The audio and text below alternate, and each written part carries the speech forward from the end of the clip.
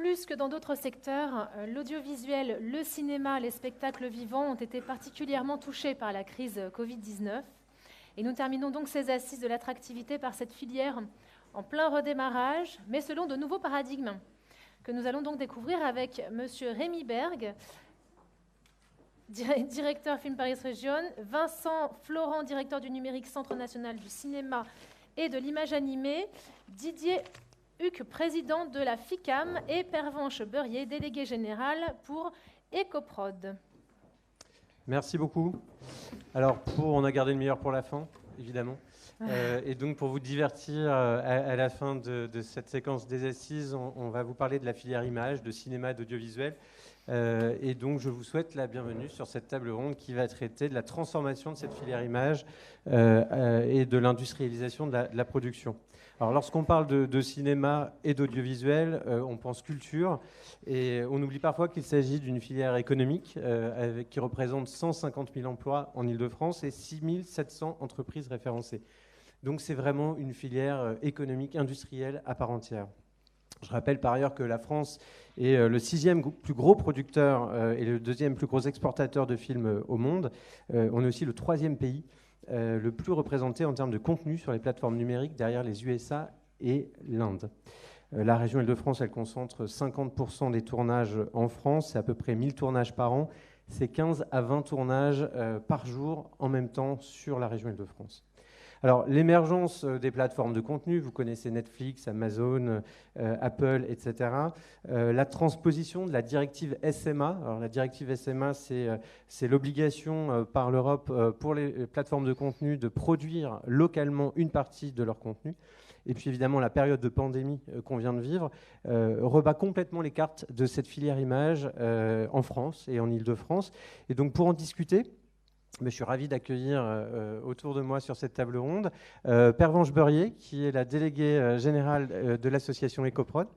Bonjour. Voilà, Didier Huc, qui est le président de la FICAM, qui est donc la Fédération des industries du cinéma, de l'audiovisuel et multimédia. Bonjour. Et Vincent Florent, qui est le directeur du numérique au sein du Centre national pour le cinéma, le CNC, et qui pilote aussi les sujets d'attractivité internationale. Bonjour. Alors pour débuter cette table ronde rapidement, je vous propose de faire un point rapide sur l'activité de la filière en 2021.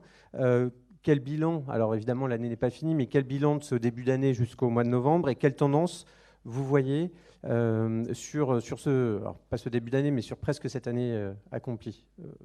Vincent. Merci Rémi. Nous, ce qu'on voit, c'est que évidemment l'année 2020 n'a ressemblé à aucune autre, et l'année 2021 poursuit les mutations qui ont été accélérées par la crise. On le voit bien sur les sujets des tournages, de la production numérique et les sujets d'attractivité. En 2020, à fin 2020, nous on avait, via notamment les crédits d'impôt, mesuré, si je prends par exemple le crédit d'impôt international, qui avait quelque chose qui était stable par rapport à 2019. Donc à fin 2020, on avait 75 projets qui venaient au crédit d'impôt international, 245 millions d'euros dépensés, ce qui est stable par rapport à 2019, ce qui était assez inespéré en fait quand on était en mars 2020 au début de la pandémie, mais ce qui est un excellent signe de l'efficacité de ce qui a pu être mis en place pour s'assurer que les tournages reprennent. Et le faire savoir le plus largement, dire voilà, le plus largement possible que en Île-de-France et plus largement en France, on s'est tourné, y compris en période de pandémie, en période de restrictions sanitaires. Il y a eu beaucoup de mesures qui ont été mises en place. Je ne vais pas tout détailler, mais en 2 mots pour le rappeler. Quand on était, souvenez-vous, en mars 2020, du jour au lendemain, il y a eu 500 tournages en France qui ont été arrêtés. Plus personne ne tournait, notamment parce qu'aucun assureur ne voulait couvrir le risque Covid. Et donc le CNC a créé un fonds public doté de 50 millions d'euros, un fonds d'assurance publique qui a permis au tournage de reprendre. Et à partir du 11 mai, les tournages ont repris, ne se sont plus arrêtés depuis. En confinement, pas confinement, couvre-feu, pas couvre-feu, etc. Et il y a eu aussi des procédures pour faire venir les professionnels extra-européens des procédures dérogatoires pour qu'ils puissent venir sur le sol français, même quand il y avait des restrictions dans les pays visés. Donc il y a eu plus de 250 laissez-passer qui ont été gérés par cette procédure-là. Sur 2021, on voit que là aussi, les tournages ne se sont pas arrêtés, que ce soit les tournages domestiques ou internationaux. Il y a évidemment toujours une bonne dynamique, notamment côté audiovisuel. Ils sont évidemment moins impactés par la crise. Côté cinéma, et notamment sur les producteurs locaux, la fermeture des salles, par effet de rebond, a eu tendance à ralentir les tournages cinéma. Donc ça, on continue de l'observer. Donc je n'ai pas de chiffres consolidés à la fin 2021 parce que évidemment l'année n'est pas finie. Je veux juste signaler quand même deux tendances importantes qu'on voit. Un fort dynamisme des plateformes. Aujourd'hui, sur le crédit d'impôt international, c'est environ la moitié des projets qui viennent au crédit d'impôt international viennent de plateformes, celles que tu as citées, Netflix, Amazon, Disney, etc. Et l'autre tendance importante, c'est sur l'animation. Une belle dynamique aussi. On a des entreprises leaders, des savoir-faire formidables et des écoles parmi les meilleures au monde. Ça se sait de plus en plus, et tant mieux. Et donc, il y a beaucoup de production d'animation qui se fait en France. Alors, tu parles des talents, on va en reparler plus tard parce que ces talents, on se les fait un petit peu voler.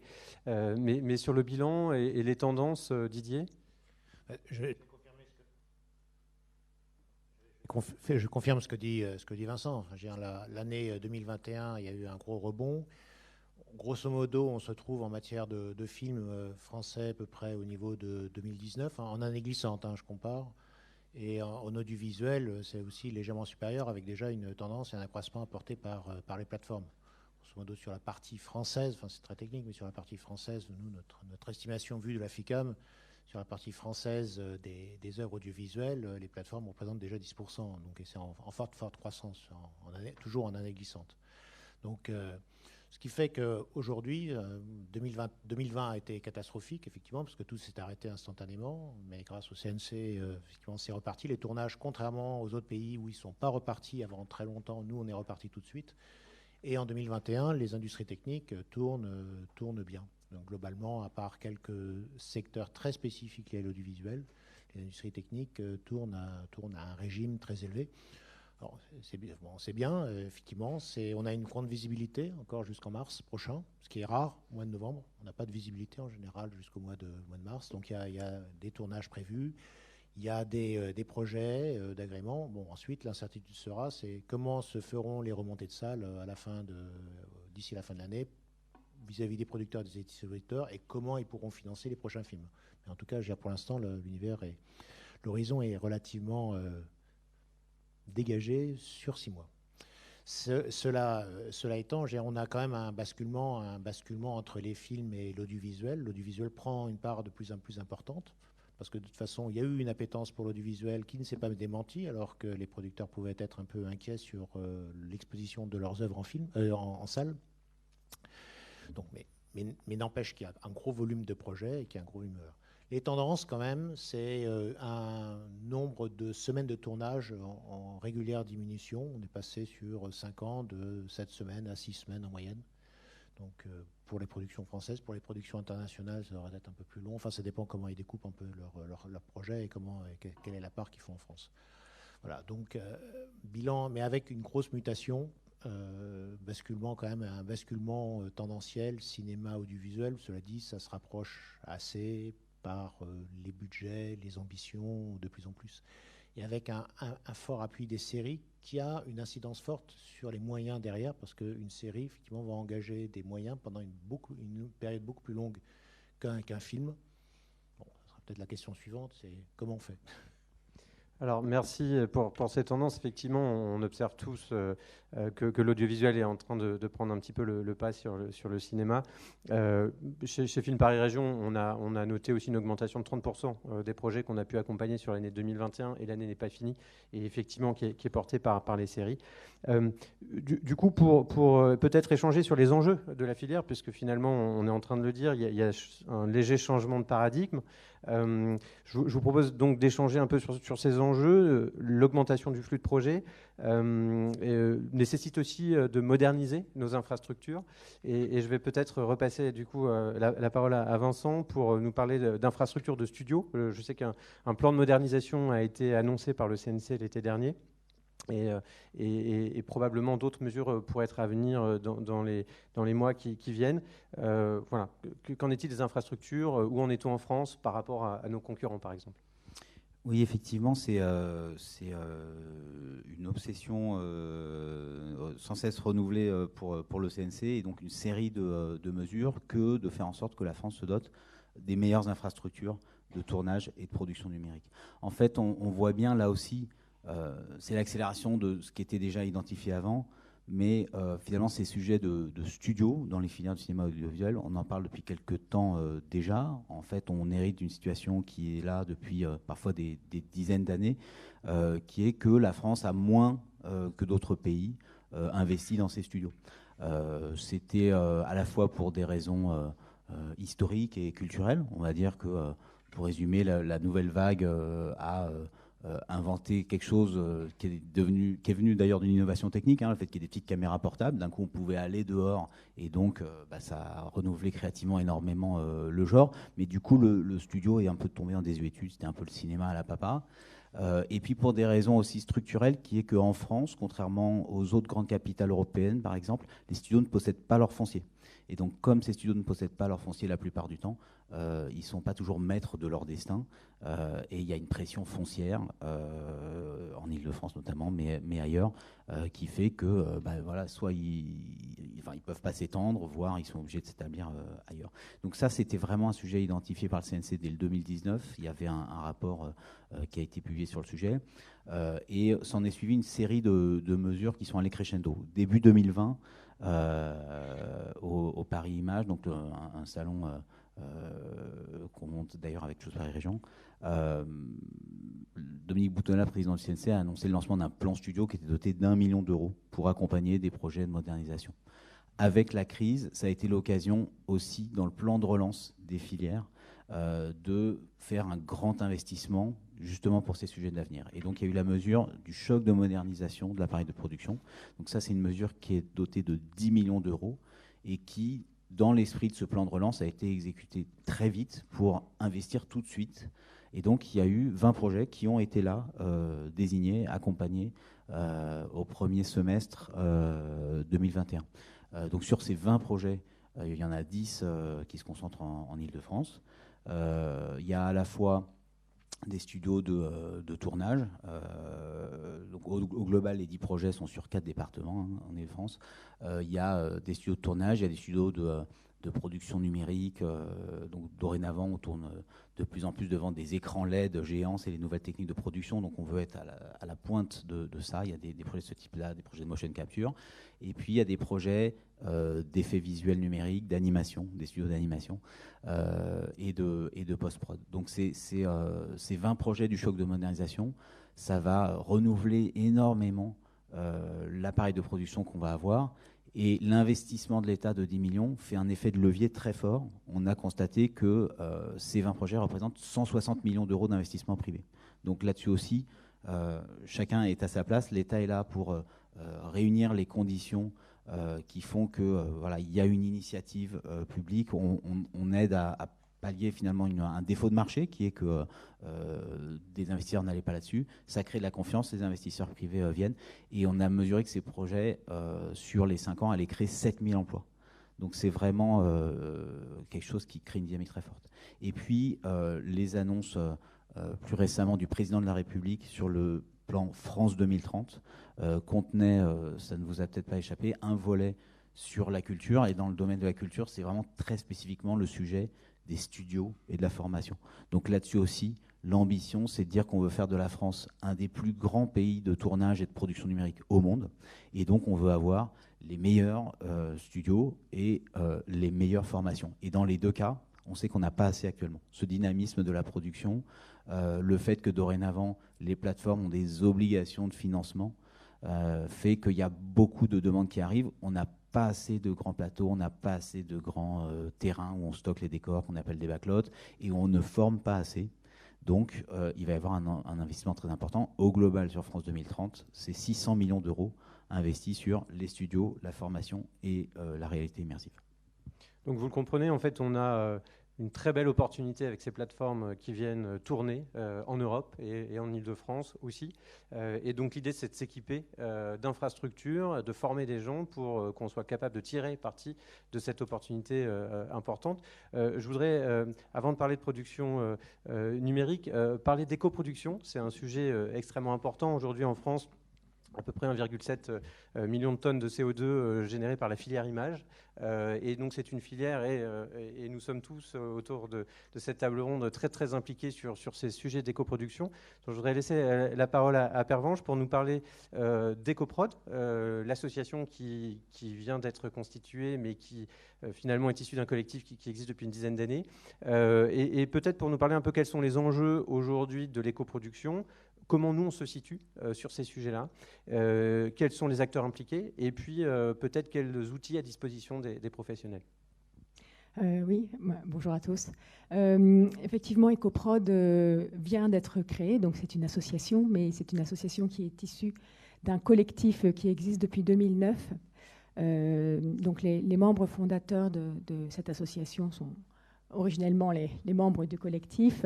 Donc c'est France Télévisions, TF1, Canal+, donc on voit des gros acteurs, Choose Paris Région, la CST et Audience.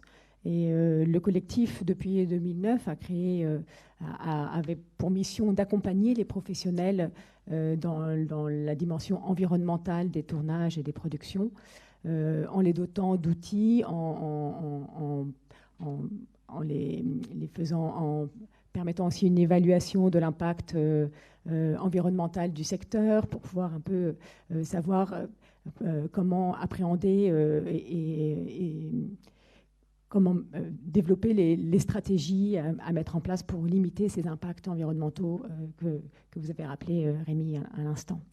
L'association va pouvoir poursuivre ses actions, mais avec une ampleur bien plus grande, et elle tombe, elle est créée évidemment à un moment où c'est, je dirais presque dans l'urgence, c'est-à-dire que ça fait un moment qu'on commence à parler de ces enjeux, et à présent, on a de plus en plus de sollicitations des professionnels d'une part, parce que justement, on a réalisé que le secteur de l'audiovisuel et du cinéma était un secteur polluant, c'est évidemment pas le pire, mais il a un pouvoir médiatique très important, donc il a sûrement un devoir d'exemplarité à ce sujet. Donc il y a une forte mobilisation des professionnels, je dirais presque spontanément, évidemment une mobilisation presque citoyenne, disons. On a pu l'observer à travers les sollicitations des professionnels auprès d'EcoProd qui n'ont pas arrêté, même pendant les périodes de Covid 2020, de faire donc période de Covid où il y avait quand même un ralentissement et un arrêt complet quasiment des tournages. On a vu, nous, par notre petit prisme éco-production, voir le nombre de bilans carbone des tournages augmenter à ce moment-là. Donc je pense que c'est un moment où les gens se sont dit, tiens, puisqu'il y a une crise sanitaire qui est peut-être en partie liée à la crise environnementale, qu'est-ce que je fais? J'apprends à me servir des outils qui permettent de faire des productions plus responsables. Donc ça a été, c'est un contexte qui fait qu'il est nécessaire actuellement de monter en puissance sur ces enjeux environnementaux au sein de la filière et de la création de cette association. L'association va aussi permettre d'ouvrir largement aux différents acteurs. Comme je vous le disais, pour l'instant, il y a certes une partie des acteurs très puissants qui représentent une grosse part de la production française, mais ça reste que 6 acteurs, c'est un peu léger par rapport à l'ensemble de la diversité de l'audiovisuel en France. Donc l'idée, c'est justement d'accueillir des sociétés nombreuses. Ce sera essentiellement une association professionnelle donc, qui va accueillir des entités, des personnes morales, notamment les producteurs. Il faut savoir que le paysage audiovisuel, le secteur est relativement éclaté. Les sociétés sont beaucoup des petites structures et il est indispensable de pouvoir les regrouper au sein d'associations, de syndicats. On a un exemple ici avec la FICAM, évidemment, pour qu'on puisse porter ensemble des choix, et travailler avec les institutions politiques, essayer aussi de peser à l'international dans les nouvelles normes qui sont mises en place.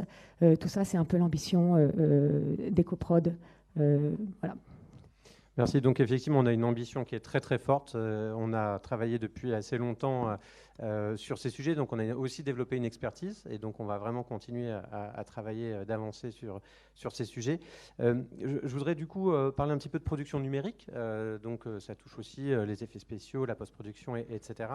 On a un bonus fiscal aujourd'hui au-delà du crédit d'impôt international qui s'appelle le bonus VFX, qui a été voté il y a maintenant un an ou deux. Quels sont les premiers effets qu'on peut voir sur ce bonus, sur ce crédit d'impôt supplémentaire, donc qui passe le crédit d'impôt de 30 à 40%. Et puis, dans le domaine de la production numérique, quels sont les grands enjeux aujourd'hui en termes de talent notamment et donc, je voudrais passer la parole à Didier. Oui, alors, sur le crédit d'impôt international, le passage à 40% effectivement, a eu un effet de levier monstrueux parce que très rapidement, effectivement, il y a eu quelques gros projets qui sont arrivés en France alors qu'on n'arrivait pas à les faire venir à 30%. Et en plus, il y a un effet de judo, puisque s'il y a 40% sur les effets visuels, il y a 40% sur le tournage. Donc c'est un effet vertueux, certes générateur de crédit d'impôt, mais en tout cas, il y a des tournages qui se font et qui ne seraient pas faits non plus en France. Donc il y a un effet d'accélération colossal en ce moment. On le voit côté crédit d'impôt international, on le voit côté tournage.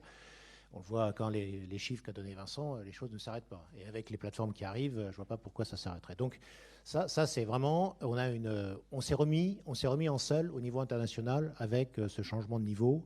Et maintenant, on peut lutter à peu près honorablement par rapport à l'Angleterre, par rapport au Royaume-Uni, par rapport au Canada, qui a des inconvénients par ailleurs, par rapport à l'Allemagne, qui depuis longtemps a développé un tripôle, Berlin, Munich, Stuttgart, avec des aides qui sont à des niveaux assez importants, mais tout en studio.